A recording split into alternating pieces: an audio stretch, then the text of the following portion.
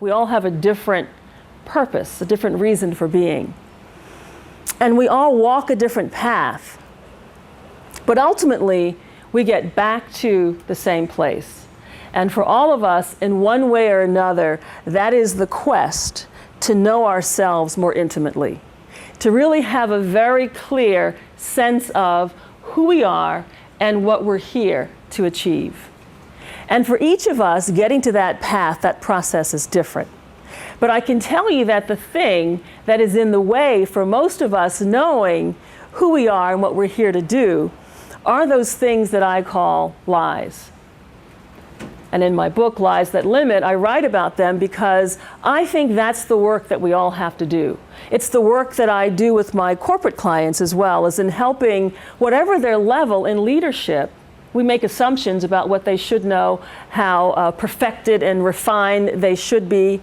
And the truth is they show up as people like you and me who are struggling with issues of one sort or another. They're trying to be more courageous and to take a bold action that they know the organization needs, but they're afraid to take.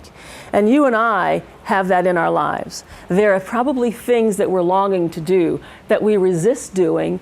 Why? Fear, the big F word. I mean, that's the F word, right?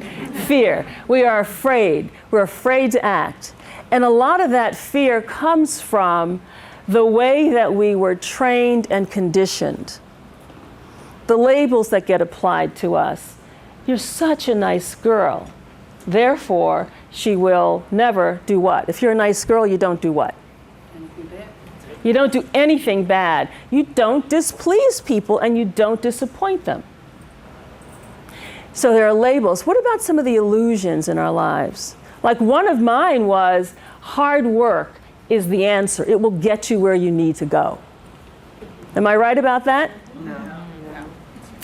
Not at all. It's a fantasy. But it's a story that's perpetuated to keep me working hard while the people who know the real secret go off and do their thing, right? They achieve what they want to achieve. And then there are all the excuses I make for myself. Not now, later, I can't right now, I will when. All of those things I use to prolong acting, to prolong going after what it is I want. And then for me, there are all the stories that I have heard all of my life. Some of them from family members. Some of them I made up myself. And some of them are just cultural stories that have been taught.